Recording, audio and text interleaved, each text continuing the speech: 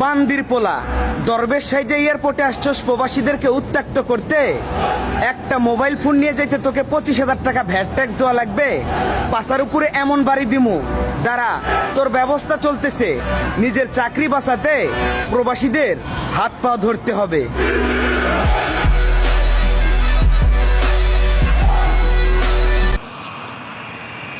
আচ্ছা যাও, তোদের কথাগুলো একটু জবাব দে, কথাগুলো শুন। কিছু বিহু মারানির ফলাফাইন আছে যেগুলো আসলে এই প্রবাসীদের বদনাম করে। মূল কাহিনীটা শুন। তোরা প্রবাসী সম্বন্ধে যতটুকু আইডিয়া করো যে তারা কিছু জানে না, তারা কিছু বুঝে না, তারা আবালের মতো বসবাস করে, আসলে ঠিক তারা কিছু বুঝে না। কিছু কিছু আবাল আছে এই প্রবাসে যে দালাল দড়ি হালাল দড়ি এমনি এমনি আইয়া মোটামুটি এখানে জীবনযাপন করতেছে, নিজেও খাইতেছে, বাড়িতেও খাওয়াইতেছে, ও যাওয়ার সময় আবালের মতো করতেছে। শুন, তোদেরকে আইনগুলো একটু বুঝেই দিই, তোরা আইনগুলো একটু বুঝ। তোদেরকে যে মেইন যে জিনিসটা এটা তোদেরকে বুঝাই।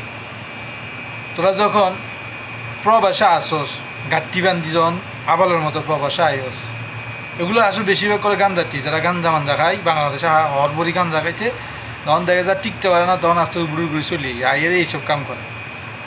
তোদেরকে একটা আইনটা বুঝে শুন। তোরা যখন আয়স প্রবাসে গাঁটটি বেঁধে আয়স, তখন এয়ারপোর্টে দিয়ে আসার সময় কবন্দা সিগারেট লয়ে আইতে পারিস, সর্বোচ্চ 2 বন্দা।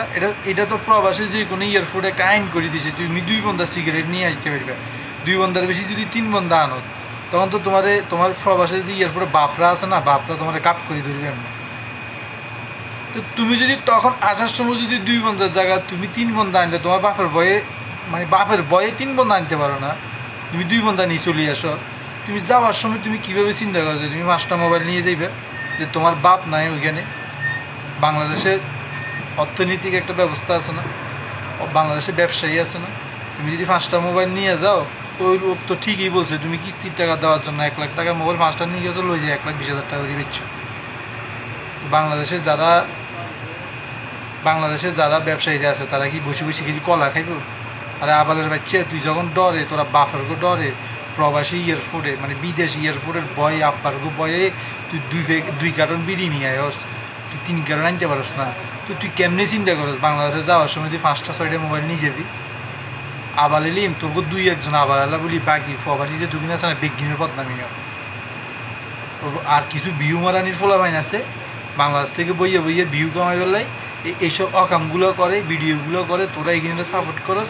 এরপরে তো বিষয় হচ্ছে যে তোরা যে এই দরবেশ বাবার নামে যে তোরা এগুলো, দরবেশ তো ঠিকই বলছে যে আমি আমার আইন অনুযায়ী চলতেছি।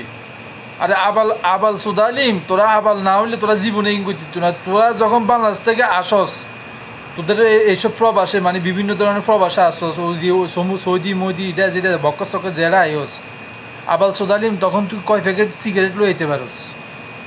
2 কার্টন সর্বোচ্চ। তখন তো তোর এয়ারপোর্টে আব্বার ঘর ডর দিছি সিগারেট নিতে না। তুই তোর দেশে যাওয়ার সময় তোর বাপ ঘরে ডরস না কার? এনে কি আইন নেই? এই তুই যে দেশে কাজ করস, যে নিজের প্রবাসী দাবি করস, ওইখানে আইন আছে। তোর দেশে আইন নেই।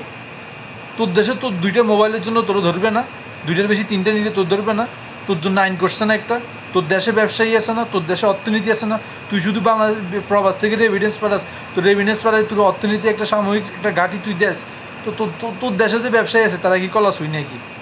শুন, তোদের কিছু ভিউ মারানির ফলাফানের কারণে, ভিউ মারানি তো কিনা আছে বাংলাদেশে ভিউ মারানি বেশিয়া, এই বেশিয়ার কারণে তোরা প্রবাসীরা ফাঁকলা সোদা আবাল সোদা আলিম এগিনের ফলো করি হেগিনের লগে তাল মিলে ওই নিজের দেশের আইনটা অমান্য করস।